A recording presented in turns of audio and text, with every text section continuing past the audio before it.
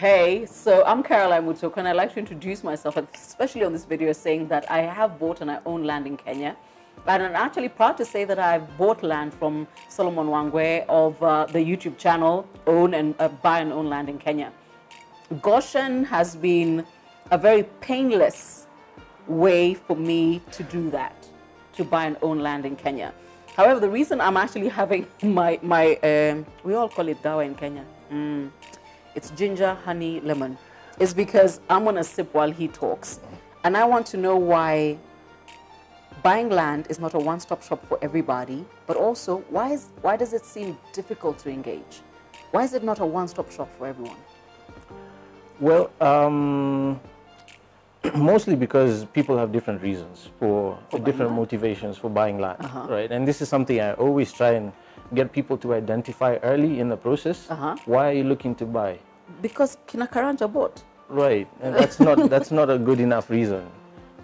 But it's... Yes, I know it's one that people, it's like, I call it the M-Pesa dealer phenomenon in Kenya. You mean that we also do photocopying and binding? Yeah, so you know, one guy starts one on the street, and it everybody works, has and one. then you have 10 right next door, right? Because it works without really investigating the reason for why they were there in the first place. Right.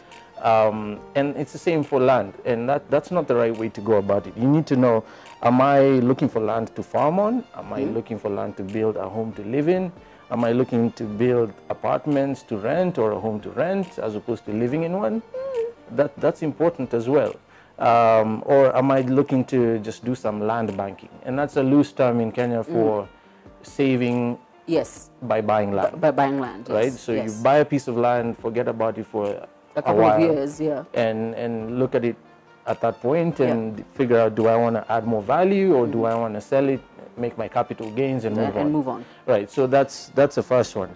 And the reason it's difficult, and it is, you know, we recently learned that about 60% of all our diaspora-based customers have been conned before, which is staggering. 60%? 60%, yeah. It's almost a common everyday story. I paid someone for land, turned out to have a fake title deed, or I sent money home and my family told me they bought the land but they didn't. And I mean, it runs a gamut through the spectrum. And it's one of the reasons it's difficult is because sadly the process, the due process, is not clear for people. Okay. And that should be a government problem to solve. Publicize and let people know what the due process is supposed to be. It's very opaque unless you're in the business on a daily basis, learning by making mistakes or relying on the services of a licensed advocate who specializes in conveyancing properties. It's difficult to know what to do. And so people make mistakes all the time.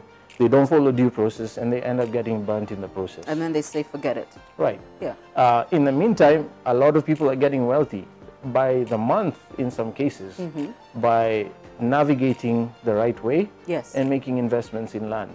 True. And that's really why we started doing what we do. It wasn't planned, it was never planned. We were simply looking to grow our savings, and we were shocked to learn that all our family and most of our friends wanted to buy land as well. And because they were afraid of getting conned, they asked us to sell them some of our land because they trusted us. Of course. Right? So they knew where we lived, they knew where our parents lived. If anything went sideways, they know who we could come shoot, right? Yes. So the business kind of grew from that specific need, and it's exactly why we're still in business today. I see. Yeah. No, I think I've said this before and I'll say it again. I have bought land from Solomon twice unsighted. The first time I bought in Imali and Mbuko, my mother actually went to see the land, so I didn't see it, and it's because I was in school in New York. And my second acquisition from Goshen and from Solomon was in Nanyuki, because I love Nanyuki, and I finally went to see my beacons last year. We took a drive. In December, yeah. Yeah, but I love it. Yeah. I absolutely love it. It's a beautiful place. It's a beautiful place. Yeah. So I made the right decision, but I think start off with why, and then figure out who you're going to do that transaction with. And right now, the only person I can recommend, honestly, is sitting right next to me. So yeah, share that conversation with your friends and then come back and let's talk about what he knows that actually I'm in the market for another piece. Great. Where should I be looking? Let's talk about that in a minute. Yeah? Okay.